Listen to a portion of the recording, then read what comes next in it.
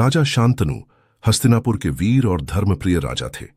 एक दिन वे गंगा नदी के किनारे शिकार के लिए गए। वहां उन्होंने एक अनुपम सुंदर स्त्री को देखा जो वास्तव में देवी गंगा थीं। उनकी दिव्य छवि ने राजा को मोह लिया और वे उनके सौंदर्य पर मोहित हो गए। राजा शांतनु ने देवी गंगा के समक्ष विवाह का प्रस्ताव रखा। इस पर देवी गंगा ने कहा, राजन, मैं आपकी पत्नी बनने के लिए तैयार हूं, लेकिन मेरी कुछ शर्तें हैं। पहली शर्त यह है कि आप मेरे किसी भी कार्य में हस्तक्षेप नहीं करेंगे। दूसरी शर्त यह है कि आप मुझसे कोई प्रश्न नहीं पूछेंगे। यदि आप इन शर्तों को मानते हैं तो मैं आपकी पत्नी बन सकती हूं। राजा शांतनु देवी गंगा के मोहक रूप और सौंदर्य से इतने प्रभावित थे कि उन्होंने तुरंत उनकी सभी शर्तें मान लीं। इसके बाद देवी गंगा और राजा शांतनु का विवाह हो गया। विवाह के बाद देवी गंगा ने राजा शांतनु के कई तेजस्वी पुत्रों को जन्म दिया, लेकिन हर बार जब कोई संतान जन्म लेती, देवी गंगा उसे नदी में प्रवाहित कर देती।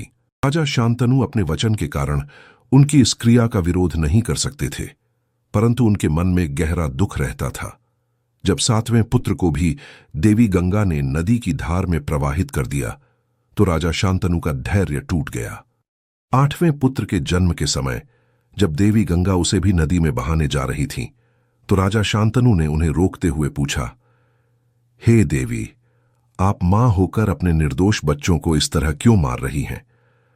राजा शांतनु के इस प्रश्न पर देवी गंगा ने गंभीरता से उत्तर दिया, राजन, आपने मेरा वचन तोड़ा है, इसलिए अब मैं आपके साथ नहीं रह सकती, लेकिन जाने से पहले मैं आपको सत्य बताती हूं।